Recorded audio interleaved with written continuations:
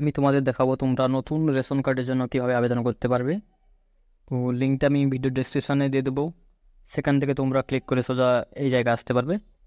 তো এরপর আমি আধার নাম্বার পাচ্ছি, অর্থাৎ যার হবে তার গার্জেনের, বাবা অথবা মায়ের। তো আমি বাবারটাই দিয়ে দিচ্ছি, তার বাবার আধার কার্ড নাম্বার এন্ট্রি করে নেক্সট করলাম। ওটিপি আসবে, ওটিপি সাবমিট করে নেক্সট করব। ডিটেলসটা ভেরিফাই করবে, তারপর ইয়েস করে নেক্সট করবে। নেক্সট করে দেখতে পাচ্ছ অনলাইন ফর্ম সেবা, এখানে ক্লিক করে 4 নম্বর ফর্ম ক্লিক করে মোবাইল নাম্বারটা ভেরিফাই করে নেক্সট করবে।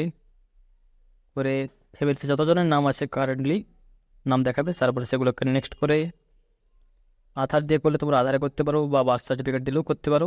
বার্থ সার্টিফিকেট নাম্বারটা আমি এন্ট্রি করে 2বার ভেরিফাই করব। তো ভেরিফাই করার পরে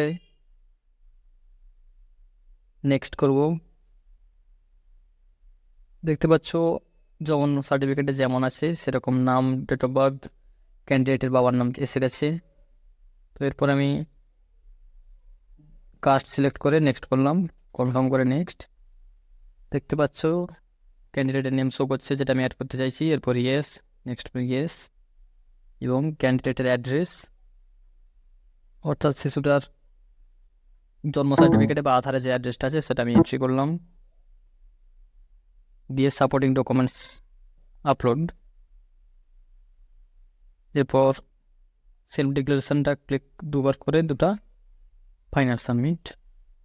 দেখতে পাচ্ছ খুব সিম্পল হয়ে গেছে। এটা সিটিজেন সার্ভিসে এসে চেক অ্যাপ্লিকেশন স্ট্যাটাস এসে তোমরা চেক করতে পারবে। দেখতে পাচ্ছ ভিউতে ক্লিক করে আমি টোটাল কমপ্লিট অ্যাপ্লিকেশনটা দেখতে পাচ্ছি। তো ভিডিওটি ভালো লাগে থাকলে অবশ্যই চ্যানেলটিকে সাবস্ক্রাইব করে দেবে। তত সময় দেখা যাচ্ছে আর একটা নতুন ভিডিও।